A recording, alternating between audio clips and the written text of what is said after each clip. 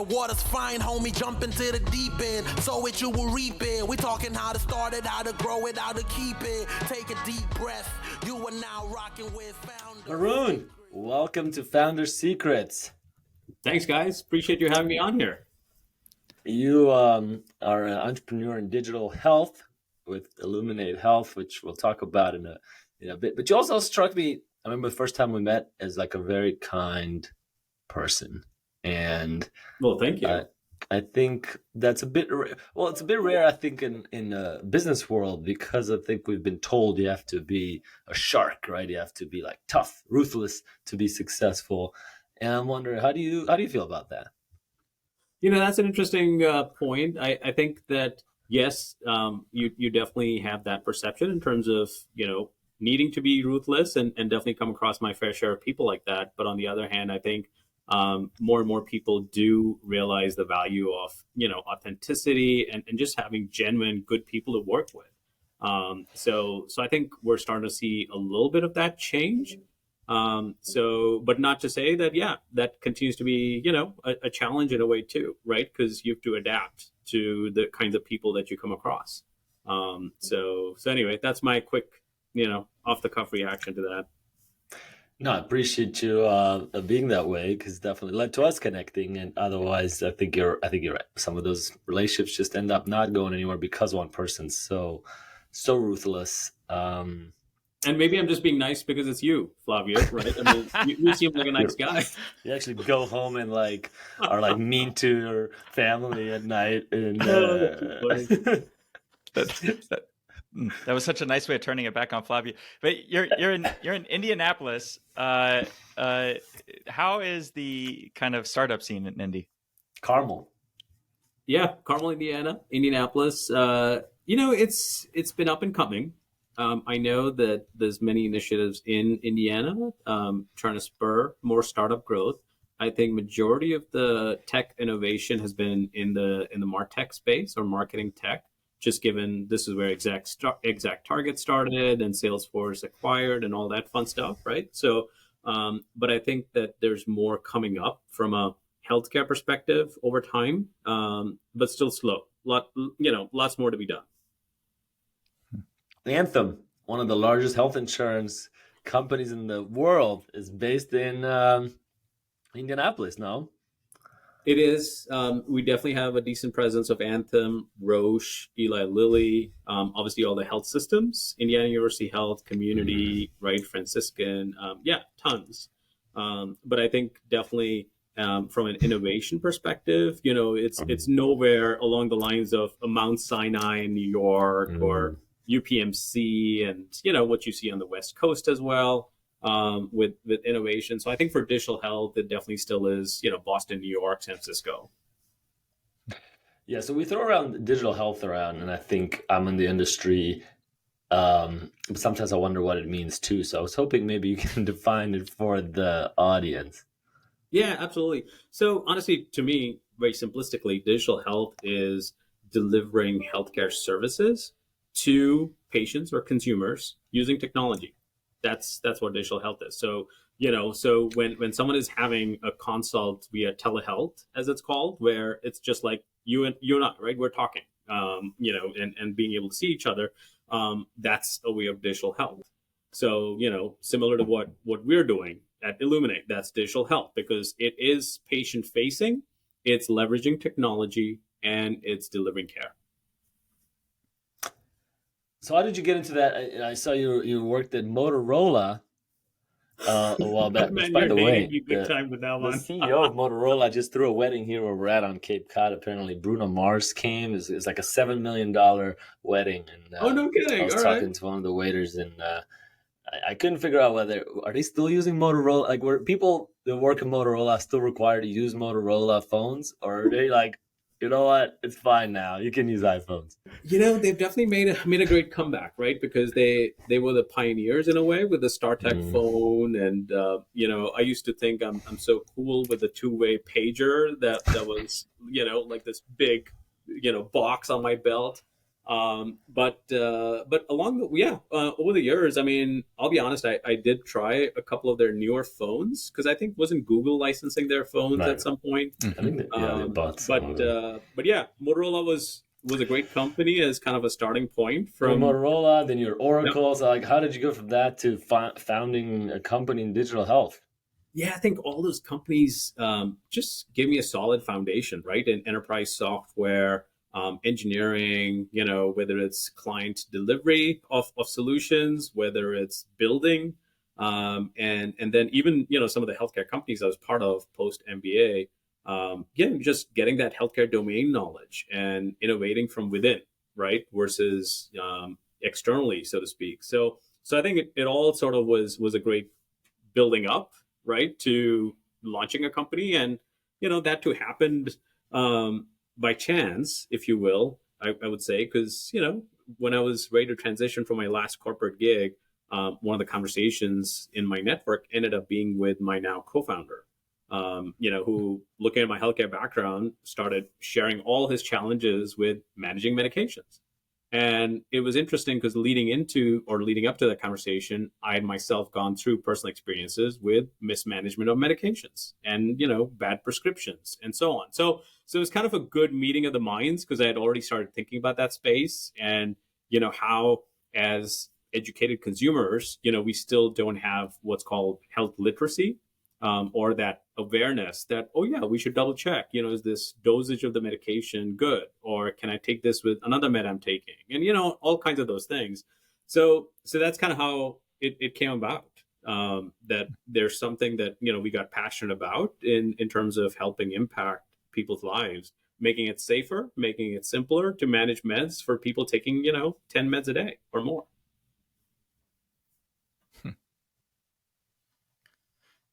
There have been a lot of kind of players in this space, right? Like, how do you compete in a space that it's hard to crack into and hard to kind of get traction, and that the incumbents are kind of so large, and there's kind of bureaucratic reasons to not do things, right? So how do you kind of pick your battles there and make inroads? Yeah, and that's a great question, Taylor. I mean, the challenge definitely is real. There's, incumbents in terms of bigger companies, like you said, who do medication management in different ways. There's the players, the PBMs, right? Pharmacy benefit managers that contract with health plans and are supposed to be providing some of the services and tools. All of them have different approaches. All of them have different scope in terms of the tools and services they actually provide versus what the marketing materials say. And the other thing I think that's changing, especially with the pandemic, but also from a regulation perspective, is yes, people are comfortable with telehealth. They want the convenience as well as better access.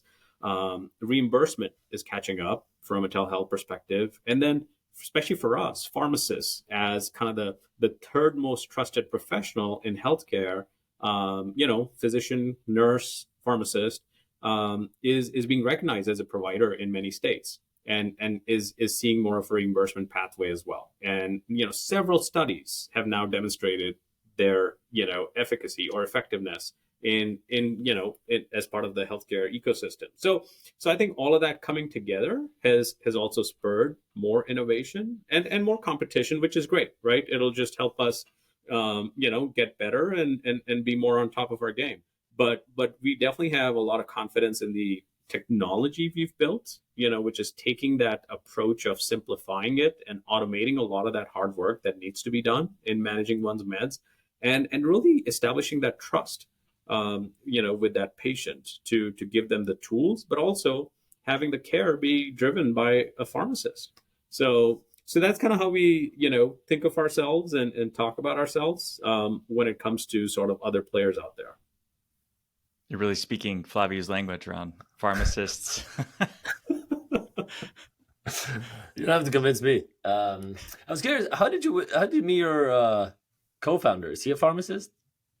He's not. No, he's he's a businessman, entrepreneur, invests in a lot of startups, does a lot of philanthropic work as well. So I actually knew him before. So yeah, this was just a catch-up call after maybe not having spoken to him for a bit, and it ended up going this direction. And him and I had chatted about different business ideas before as well. So this wasn't the first, but it was one that we kind of both got excited about. That's cool. So Yeah. you knew him a long time. How did you originally meet him? Like, Oh, I've known him, I want to say a couple of decades actually. So yeah, a lot of trust, right? I mean, which is super important in, picking, as important, a player as a co-founder, and partner, so to speak. So was it like a family friend, or I'm just curious, like how did that original meeting happen? yeah, I think family friend is the right way of saying it. Yeah, that's exactly right. Yeah, it's interesting. These catch ups is something like, how do you still do that today? I find like when you're in a job transition, I might do, hey, let's catch up and talk. But on a regular basis, I forget about catching up with old acquaintances like this. Do you have a routine? How do you still do that? It's funny you say that. I always think about having a routine around catching up with people. But yeah, you always get absorbed in your day to day, right? Your job or business or whatever you're trying to do. I think as an entrepreneur, especially at this stage of the company, it's a natural thing to kind of be doing outreach, catching up with people, getting ideas, and also, just trying to be helpful in return, right?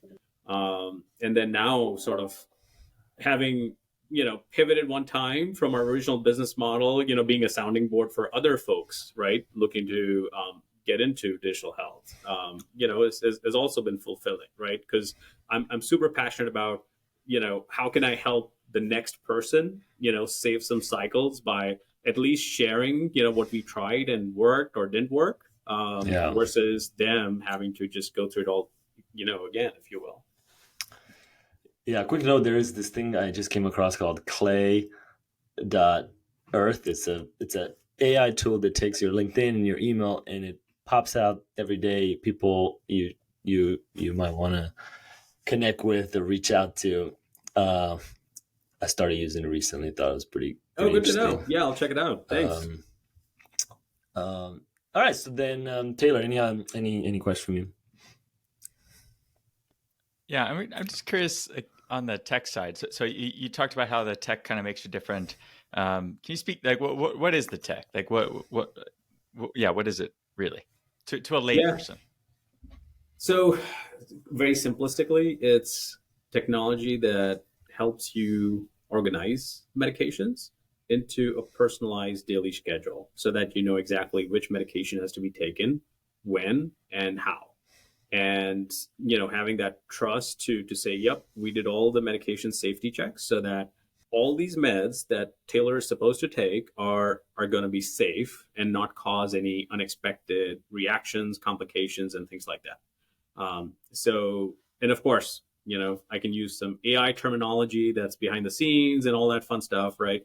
But that's what the tech is there to help the patient, is remove that confusion and really automate that process. Because I mean, as part of our initial discovery, we saw everything from the plastic pill boxes that people use. We've seen Excel spreadsheets. We've seen kind of notes on the fridge, right, in terms of just people trying to track their meds. And unfortunately, the challenge is that physicians don't have enough time to spend with patients on medication education. So another reason where pharmacists can partner with patients on that. But the other part of the technology, honestly, is more as an aggregation or user experience, if you will, because we had the good fortune of working with Indiana University Health to really fine tune our consumer experience and really get a lot of different opinions and usage data from patients over the course of time to say, what are the different tools that you use today or you find effective in helping you manage your health. And so, it helped us really go from a very narrow sort of medication focus to maybe a little bit more holistic, to say, yes, these are the tools which will not only help the patient on an ongoing basis, they'll keep them engaged, right? Because that's also a big part of sort of digital technology, if you will. And then adding a pharmacist to the mix. I mean, tons of research out there that shows when patients know that there's trusted clinicians managing their health, compliance is a lot higher. How So, so I'm not in the health space, yeah. but I've had a lot of experience, especially in my last business, where tech was not the answer. In other words, Yeah. like tech was 1% of what needed to be done. A lot of these tools are not technically difficult to build, Yeah. but 99% of the effort is actually in behavior. It's in getting people to actually use the technology. It's in getting people to actually do the things it tells them to do. It's in all the kind of human side. And also, when I would imagine, just looking at your website, everyone's older on it. I would imagine you're in an older kind of demographic that may not like tech or find it confusing, or it breaks often, or they don't trust it. So I'm just curious, like, how do you feel about that? Like the tech side versus how people actually use it or embrace it? Yeah, no, that's a great point. And I think everyone in digital health struggles with engagement, right? Everyone's after that silver bullet that's going to cause the members or patients to engage and stay engaged, right? And I don't think there's a secret sauce per se. I think it's where that human touch comes into play, where to your point, yes, technology should always be in the background, right? Technology should be ubiquitous. It should be an enabler versus the answer, right? And that's the way we pivoted ourselves, right? We started out thinking, hey, technology being used by consumers or patients is going to be the solution. But really, we realized, no, this is healthcare. It's personal. You need that human touch. And so that's kind of part of our pivot into a tech-enabled service. And then, more so to your point, Taylor, where, just because you have an app or a chat message or something, is not going to cause that, initial adoption or that continued engagement. It has to be this multi-prong approach. And that's where the relationship-based model emerged for us, where, we're starting out with a medication consult with our pharmacist. We're doing that motivational interviewing to understand the patient, right? If they've not been adherent to their meds, what is that true reason? Is it cost and access to the drugs? Is it that they feel uncertain about what the medication is going to do to them? And really establishing that relationship and continuing that along the care journey. So I completely agree. I mean, technology is just an enabler. So even though it's really important and it's part of our, competitive advantage, but that's also because it should be a tool that patients want to use. It should be a tool that adds value to the pharmacist workflow because, hey, as part of any tech-enabled service play, the human resource is always the most expensive, right? And so how do you make that more and more efficient? So that's where a lot of the automation we built comes in. How do you make it a good experience for the pharmacist so they, don't burn out on using those tools? So all of that put together is where the technology helps and user experience. So the pivot, how did you know when it was time to pivot? Because I think this is something we struggle with a lot as founders is when is it time to just persevere against all odds and when is it time to pivot? Yeah, great question. And that's a really hard one. I guess in general, obviously, it's about trying something and having a timeline in terms of, what are the metrics that you want to see in terms of adoption, traction, and so on. And do you see that, with the efforts you're making? And if not, then, that's maybe one trigger. For us, it was, it was more of an obvious one. We had a pandemic, drop in out of nowhere while we were trying to build a business. So that kind of became an immediate sort of, need, if you will, where, we had a lot of existential conversations to say, hey, look, we have no idea what's going to happen with all the uncertainty come March 2020, right? We had some good momentum in the health system side. And, all of that was just getting super focused on just managing COVID-19, right? So we took our learnings from working with the patients, clinicians, different health system conversations and said, you know what, there's a couple of things here. One, that maybe our customer is different because, for us, it's about preventing someone from ending up in the hospital due to a medication-related event or non-adherence or something. And, hospitals are still in fee-for-service world for a large part, right?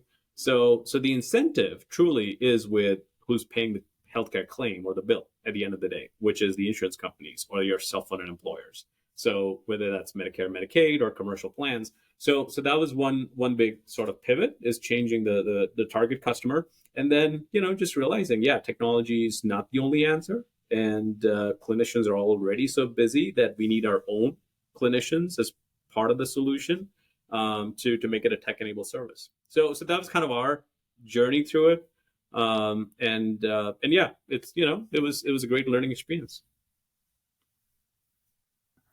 Very cool. Well, look, at a lot of first-time founders listen to our show and always want to ask, what are some advice you would give from all your learnings across both big companies and small? What advice do you have for entrepreneurs just starting out or getting ready to start out? Man, first of all, I'd say congratulations, right? It's honestly, quite the jump to take, and not an easy one to make that transition. So kudos for thinking about it, first of all. Honestly, the other thing is just some of the same advice I'm sure they've heard before, which is focus on the problem, see how best you can solve it, right? Just find something that you're passionate about, because it has to be mission driven.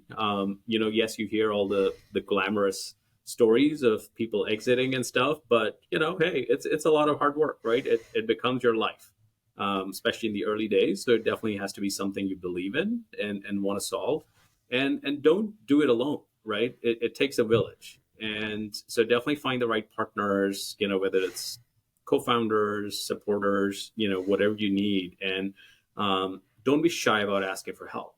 So I think those are some of the things I would definitely say. And hey, fail fast, right? The sooner you test an idea and fail, so you can pivot or evolve into something else, the better. So that's what I would say to new entrepreneurs. How you spoke about how your co-founder was a family friend before, and you guys have known each other for a while. How much of the success so far do you attribute to kind of luck, and that you two connected after, it sounds like you all weren't close before. It's not like you were connecting every week and kind of talking about this, versus that maybe there are 10 or 20 opportunities out there for co-founders. Like, did you get lucky in that you connected with someone who was a great fit and you had a 20-year relationship with? Or do you think that you could have had, that there are many people you could have partnered with, and this one's a great one. Sure. How do you kind of see that? Yeah, that's an interesting question. So look, definitely consider myself fortunate that, I started with my co-founder, Kushal. We did not have to fundraise thanks to him, because, he was passionate about this space, and, he said he'll provide the initial capital to get us off the ground. Right. So lots to be said there. And then having that trust, as I said, right, where just, being on the board with him was just easy, right? Compared to, let's say, someone who might be new, or someone you're still kind of working on a relationship with. I think that looking back, we definitely should have assembled maybe a bigger core team, if you will, right? Maybe brought on like another healthcare co-founder or two, and done it that way to some degree. But having said that, I think that now with all the social, media and so forth, I think that there's platforms that are trying to facilitate people in identifying their co-founders. So if they have a journey and really, or an idea, I should say, then really, shopping around, right, in terms of, hey, who else is passionate about this idea or this space, right, that I should be connecting with, and let's see if there's some synergies and we can start something.